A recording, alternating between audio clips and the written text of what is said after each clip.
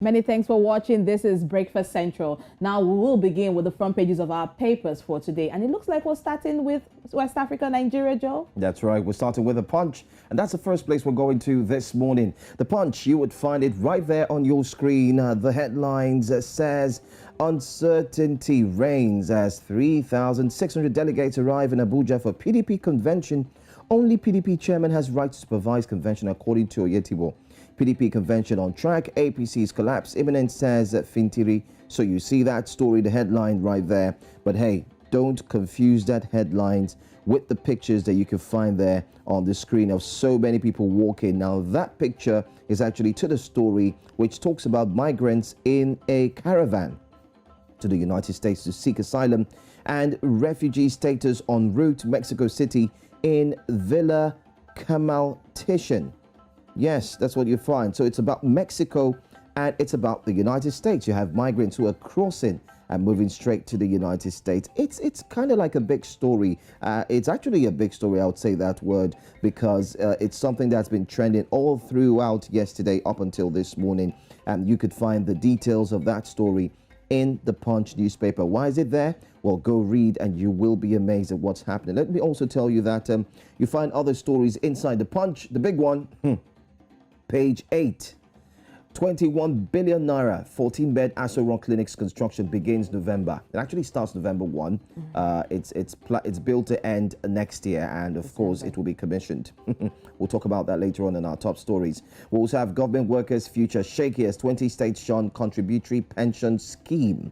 5 states insist on their pension scheme, 7 still at bill stage. So what is going on? No pension and people are working?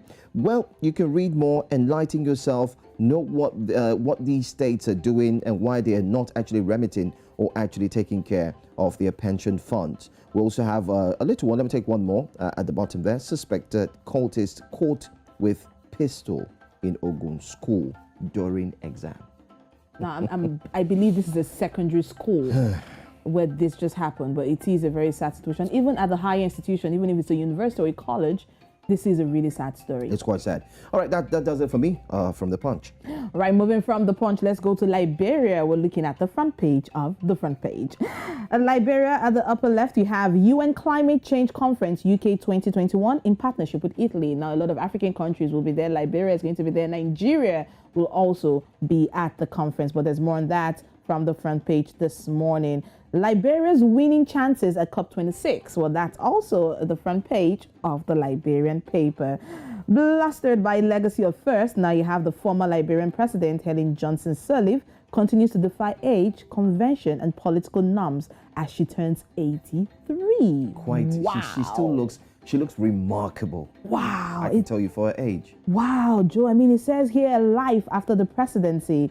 Wow. And the writer also says, I've never seen her happier. And this is according to River Levinson, who was known and worked with the former president for more than 2 decades. Now, you can see different memorable pictures here of the former president. Wow, this is, I'm in awe of this as we speak. But there's more information on this life after the presidency from the front page. I mean, that was the first ever elected African female president, a record breaker. And aside that, I mean, she's just amazing for her age. Well, let's move on now away from front page. Let's go straight to daily news in Zimbabwe.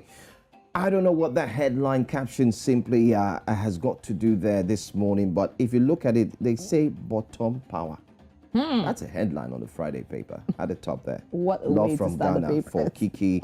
I'm not going to say that word though. That's a word. You might want to take a look at the daily newspaper. Celebrating 10 more years of telling it like it is, and they decided to celebrate that with that picture and that caption. Daily news. Okay, rivalries roar as MDC vote nears. Mashumba is seen as proverbial tortoise on lampposts in infighting. There's a bit of infighting going on in the political space right there. You might want to read about it. It's not just in West Africa. Other parts of Africa, such as the eastern part of Africa, also have theirs. And you might want to take a look at that. Energy crisis paralyzes SA.